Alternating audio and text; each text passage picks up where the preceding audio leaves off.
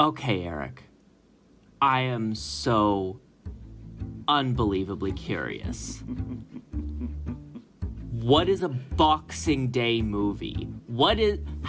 I get a Christmas movie. What is it about this movie that you have in mind that is so perfect for Boxing Day? I don't know anything about this movie, by the way. I don't even know what the title is. You've told me nothing about what I'm about to watch. Also, just to clarify, Boxing Day, for people who don't know what Boxing Day is the day after Christmas. That's just for boxing, I guess. Is that a Canada thing? Is that an only Canada thing? British thing, you know, I don't know. But I have waited days to show you this poster so you can find out, along with our listeners, what we are watching. So please, I'm going to show you this poster now. Read to our viewers what this is. A karate... What?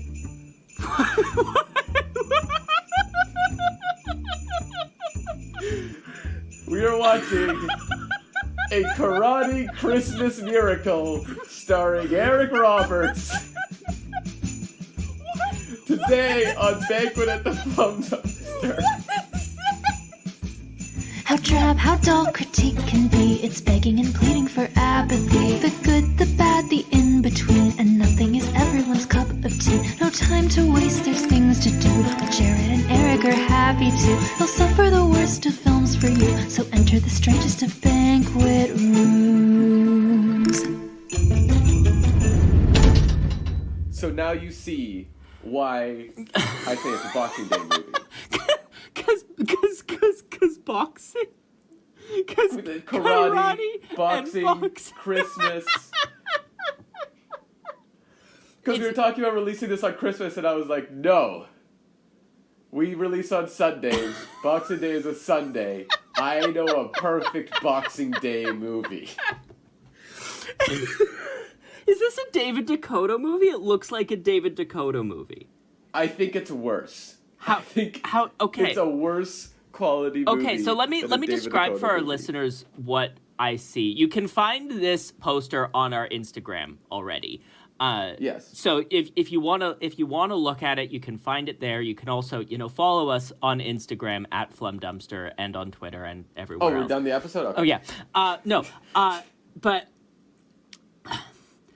it's called A Karate Christmas Musical. Miracle. Sorry, I wish it was a musical. It still might be. It stars Eric Roberts and 3 other people who I don't care about. It has an image of like a 12-year-old child in karate garb, and like who I presume to be his older sister, not in karate garb, in like winter garb, and Eric Roberts just there in an orb. Yeah. His I first thought that was Emma Roberts when I first looked at the poster, and I was like, are they related? It's not. They're not related. Emma Roberts is related to Eric Roberts. Yeah. Is it like? Is he like and Julia Roberts, her weird uncle? I think that whenever Eric Roberts is an uncle, he is a weird uncle. So yes. But it's like, I think they're all the Roberts family: Julia Roberts, Emma Roberts, Eric Roberts. So let's backtrack a little bit, and tell the story of how we got here. Because, dear listener, we pre-record a lot of our episodes. We try and have a backlog so that you're guaranteed a consistent stream of content. But every so often, we just encounter a movie that we need to watch immediately, and we need to share our thoughts with you immediately. This happened with Dhar Mann, and it has happened again today with A Karate Christmas Miracle that Eric found after we had recorded both of our Christmas episodes, and we had to have a conversation of, do we release a third Christmas movie episode this year? Do we record it now and sit on it for a year and release it next year? What do we what do we, so we decide... And I said, no, this is a Boxing Day movie. I solved all our problems because karate and boxing are similar. That's all I'm going off of here. You solved all of our problems as you were always destined to do with a pun. Yes. No one knows what Boxing Day is. Sure, I don't believe you that Boxing Day isn't an America thing. Is Boxing Day really not an America thing? This is a thing that I've heard circumstantially, that it's like, when I've mentioned Boxing Day to people who are American, they're like, I have no idea what you're talking about. American listeners, please tweet at Flum Dumpster and tell us if the phrase Boxing Day confuses you. Look at me go. I'm getting all of the social media plugging out of the way in the first part of the episode. People around the world celebrate Boxing, although Americans don't recognize Boxing Day as a holiday. I just looked it up on the screen that I shared the poster on. But yeah, it looks like it's a Commonwealth thing. Yeah. Huh. So, American listeners, leave us alone! I was right! Eric, I'm just trying to encourage social media engagement. I'm just trying to promote our podcast, and you're doing the work for them. Fine. Don't tweet at us. Don't follow us on Instagram. Don't follow us on TikTok. Don't tweet at us asking us to start a LinkedIn page. Just be silent. And you know what? Stop listening to our podcast. Stop listening to us altogether. Because Eric doesn't want this thing to gain traction. Eric doesn't want people to hear what we have to say about F9 in a few weeks. All I want is for people to enjoy our watching a Christmas musical. That's all I want. And you want this to be the last episode people ever Miracle, hear. Not musical. Why do did you we say keep musical? calling it a musical? I really hope it's a musical. I don't think it is. I really hope if there is one song, I don't care who sings, I don't care if it's not Eric Roberts. If there is one song, I will call it a musical. Okay. You heard it here first. If there's one song, you're changing the title of this episode.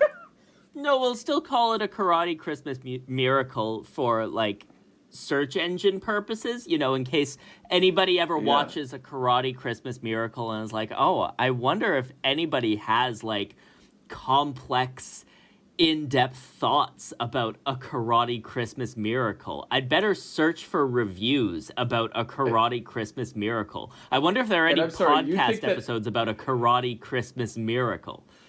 You think that people wouldn't find this by just looking, like, how many A Karate Christmas is out there? Like, that's not a combination you see enough that I think if we changed it to musical, we would not get people finding it. Like, just saying. I'm pretty sure if I searched A Karate Christmas Musical, this would still come up. That's all I'm saying. You know more about this movie than I do, so I guess that reveals that this isn't the first in a series of many sequels, including A Karate Christmas Miracle 2, A Karate Christmas Musical, or Part 3, A Karate Christmas Machine, or Part 4, A Karate Christmas Medical Drama. It's weird because there's actually our sequels. It's A Karate Easter Miracle, A Karate St. Patrick's Day Miracle, A Karate Arbor Day Miracle. They go a little more obscure. Important question. Is there Part 6, A Karate Christmas Boxing Day Miracle, or A Karate Boxing Day Miracle? I wish, but I don't think there is. Because, again, I think this was made in the States, and we've already established they don't know what that is. America, what's wrong with you? Why don't you want this holiday that we don't even know what it is? Why don't you want... Don't you want this mystery day that we also get off?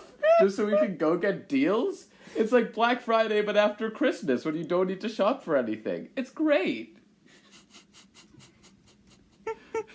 I think it's like when you're meant to box up stuff and go return it because someone gave you a bad gift. No, Boxing Day is for when you're not satisfied with the gifts that you got at Christmas, and so you take your gift receipt, you go to the store, and you take advantage of the sales.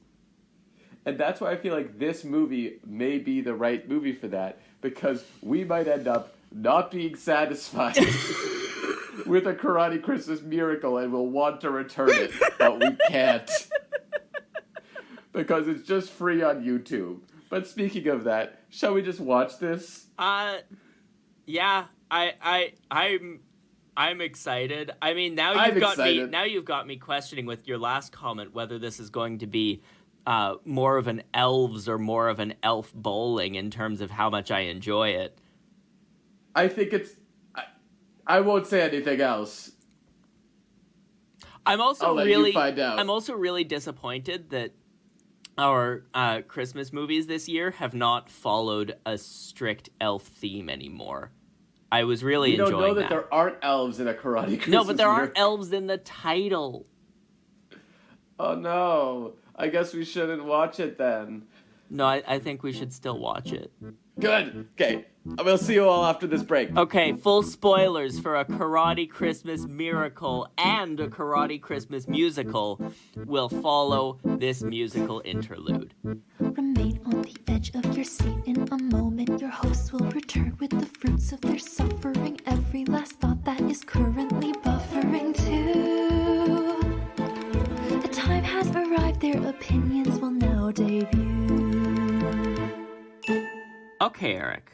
So when you decided that we needed to watch this movie as soon as possible, was that because you saw that there was A, Christmas, B, Eric Roberts, C, a miracle, or D, karate? None of the above!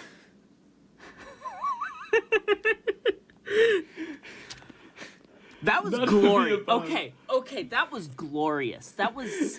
I don't know how to make sense of what I just watched. I'm prepared to classify that as an anar. Would you? Oh, it is. Oh, absolutely. I would genuinely so recommend good. that. That was magnificence in a movie. Like, the thing we need to talk about right off the bat, just right off the bat... Is it how confusing it was? Yes. Because, so Eric Roberts is in this movie, but he obviously did not know that he would be in this movie when he filmed those scenes, because this is like, if anyone watches Community, that episode of Community where they were like, I need a movie that I could say stars the ham girl guy. Who is like, Chang we'll from build Community. a movie around that. Yeah, it was Chang. And they're like, we'll build a movie around that. This was, they had scenes from another thing that they shot with Eric Roberts that they weren't using, and they built a Christmas movie out of him, like, talking about killing people as a clown, and they were like, yep, that screams Christmas to me. To be clear, it's a different Eric Roberts movie where he kills people as a clown. It is not Sorority Slaughterhouse. I feel like that needs to be clarified. Yeah. But this, like... So those come into the kid's dreams as he's trying to figure out. So the plot of this movie... I'm going to give you 1 minute to describe this plot, Jared. You're going to give me 1 minute to describe this plot. Okay. Ready, go. Okay, where do I even start? Okay, so there's a kid and his dad is dead, and his mom is sad about it, and the kid is coping with his dad's death by learning karate, and he needs to get a black belt before Christmas, because if he gets a black belt before Christmas, he believes in his grief-stricken mind that his dad will come back from the dead. Meanwhile, he's having dreams where he sees Eric Roberts, who presumably is the serial killer who murdered his father, and that happens in his dreams, and these happen regularly. Meanwhile, his mom is an advertising executive, not his sister. We thought it was the sister on the poster. Is it really 5 seconds left? I'm not even a third of the way into the movie. That time. You didn't even mention the law professor or I was anything. just getting to the law professor. There's so much in this movie. There's so much going on. It's honestly impressive. I'm genuinely, honestly impressed by how much was just in this movie. Yeah. I think that part of what makes something work as a nanar, if we want to try and make generalizations about what nanar is and how it works, I think part of what makes a nanar work is seeing either that little bit of effort that isn't going through, or something that you're able to get pleasure out of. And I think that this film, everything about it is phoned in. Oh, yes. And that's obvious. But there is a level of ambition to how complicated the plot of the movie is. Yeah, and how it does, the poster of the movie that you may have already gone to our Instagram account to look at. The poster of this movie makes it look like a really generic, Hallmark Christmas movie for kids. And it's not that.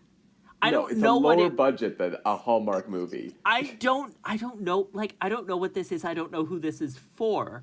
But it has a way of staying, 3 steps ahead of what I think it is throughout the whole movie. And every time I think I understand what this movie is going to be and what this movie is going to do, it just throws that out the window.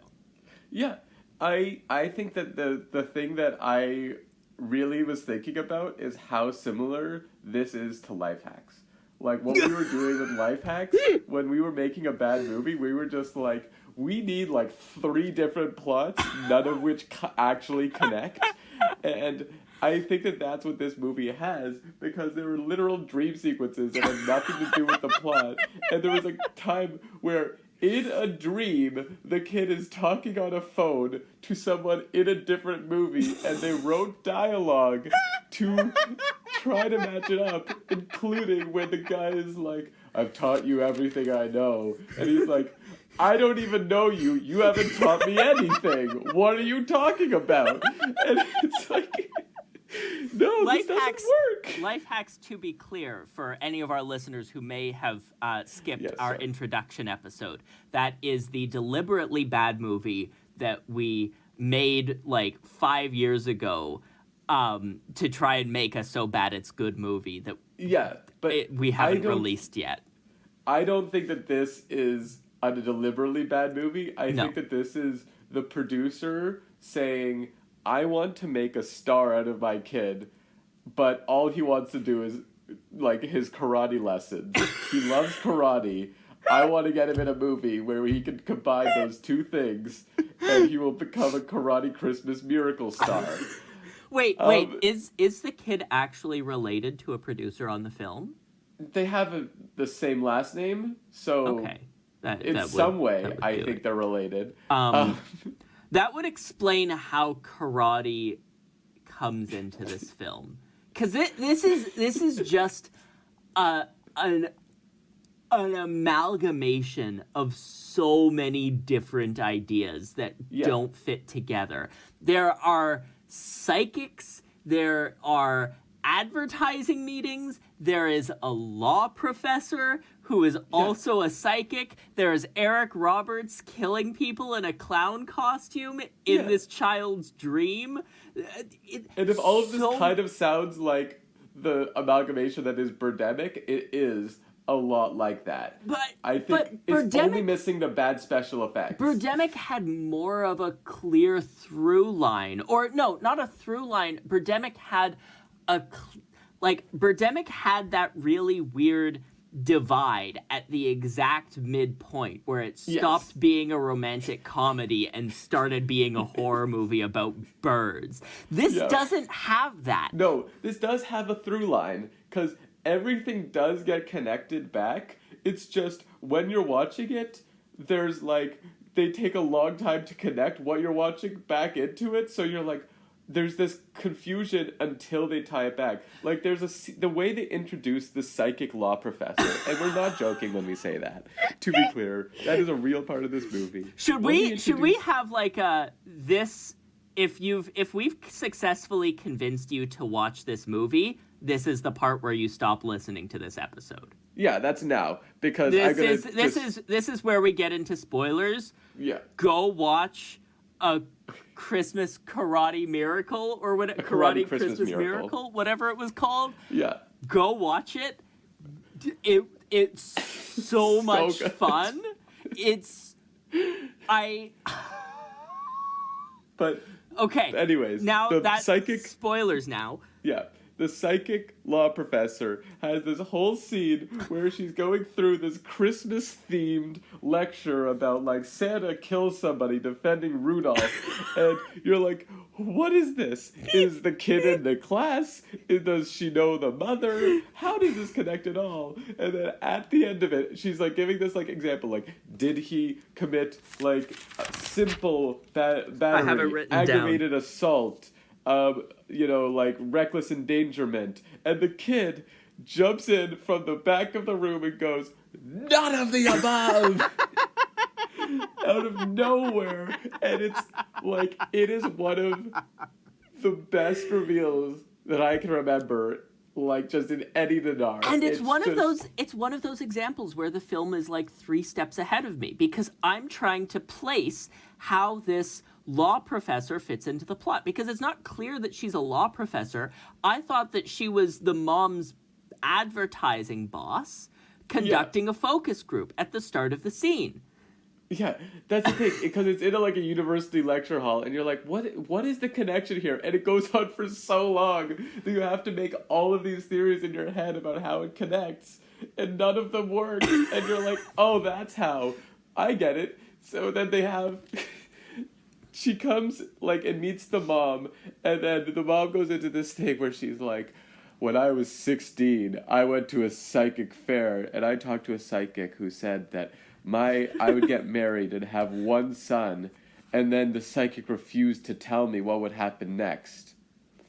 And that psychic was you! And the law professor's like, how dare you! It's like... Nobody knows about my psychic past. I'm just looked at as the crazy law professor. Don't you dare tarnish my reputation. And it's like this, and that's when this movie, at 11 minutes in, became glorious. And it just keeps going like that. Yeah. Characters constantly have more information about the narrative than I fully understand, and they have more information about what's going on than they are supposed to. I cannot count how many times throughout this movie somebody was like, oh yeah, your name is Jesse. And Jesse's like, you're not supposed to know what my name is. How do you know what my name is? And they're like, oh, I'm psychic. Or something like that. Or oh, I was the only survivor of the mass shooting that your dad died in. And then, but spoiler alert, because we haven't even mentioned the main title, of the movie. Well, we're in our spoiler section, so we can say there is a Christmas miracle. The dad does come back from the dead. At the moment that the kid earns his black belt in karate. By apparently, which to be clear, when we say earned the black belt in karate, this isn't like he's been working at it for a long time. This is like he has 5 days to go into what this process usually takes, like I think like 5 years for an adult. Yeah. But it involves, apparently, this is how I now from the movie understand you get a black belt, is you go into the living room where, you know, your mother and grandparents and a psychic are standing, and you have to break a board with your elbow with no sensei or any authority who could give you a black belt. You just get it if you can break the board. Okay. I know nothing about karate, and I try to avoid picking on child actors, because I think that, like, child actors are, like, they get put in the movies that they get put in. Yeah. By their producer fathers. Their producer fathers. They're, like, I have full respect for this child. I hope that he listens to this podcast episode 10 years after he shot this movie. And you know what? I don't know your name. Actor who plays Jesse. Mario? Mario, if you're listening to this episode a couple years after, as an adult, after making this movie, and you're regretting that life decision, don't regret that life decision. But also, 10 years ago, you did not know how to do karate. I think that he might have had a yellow belt. I think that's possible. His karate it carried that, like, clumsiness that children have. That seeing a thing and trying to emulate it and not fully understanding what it is. I don't want to pick on this kid. I feel like if I was in a movie like this at that age, I would have been, like, really proud of it at the time, and I would want to forget about it within 5 years. Especially if that movie, according to IMDb, has a $1.5 million budget. No. It's one of those. Estimated, to be clear. No. Well, that's I don't know more than a estimated David that. Dakota movie. What, did all of that go to the royalty-free music? I think it was that beautiful animated sequence. I don't know what you're talking about. Oh my god. Okay, no, I need to talk about the animated sequence because this is one of my favorite parts. When the kid goes on an exposition dump, explaining the meanings different behind levels of karate. the meanings behind each of the belts. It goes into, like, an animated sequence, but it takes you, like, 30 seconds to realize that what looks like I was surprised when I saw, like, oh, there's an animated sequence in here. That's a level of ambition that I wasn't expecting from this movie. It's not actually animated. It's just stock footage that somebody put the Final Cut Pro cartoon filter over. It could have been Final Cut Pro. It could have also been iMovie. I thought it was iMovie, but I was not sure. It's one of those. But yeah, it's just I'm currently looking at the paused credits on my other monitor, and I'm seeing the papyrus font. Yes. Ryan Gosling would be ashamed. Oh, God. No, it's so... There is so much to love about this movie. We kept having to pause and just laugh. And we enjoyed it so much. I think we're going to make you late for a thing that you have to get to because we kept pausing this movie. We kept pausing and I was like, okay, at a certain point we have to pause because I have other stuff to do today. I'm sorry. We need to finish this. I'm sorry. I love this movie so much. I don't want it to end, but I need it to. Oh my God. Is there any... go ahead. The one other thing I need to just say is, as much as we think that, like, there wasn't a lot of effort put into this movie, there is one actor who I have kind of fallen in love with from this movie, and that is the psychic law professor. I was going to say the same thing. She was amazing. Like, and when I say amazing, I mean, like, carried the bad movie by, like, just being totally, like, this was like an Eric Roberts level performance where she topped Eric Roberts in a movie he was in. Of, like, just going off the rails with your performance. Just, like, up to 11. Yeah. At a certain point, she was doing a video lecture where she was apparently stationed on a camera floating over the ocean, overlooking people dancing through waves on an island off the coast of India. And she's like, oh, no, this is very important. And I'm like, no, you're just watching a National Geographic video and pretending that you're giving a lecture. I think you might just be crazy. I loved this movie. It's so good. There's so many things we could talk about. I don't want this episode to be too long, though. No. I'll ask you a question. Yeah. What have we learned today? And then I'll end us off on a quote. Eric, I think that what have we learned today? What we have learned is what our first... Let me screen share. Okay. I think what we've learned is what one of our episodes next year has to be is... Oh, no. A wrestling Christmas miracle. What? There's another one?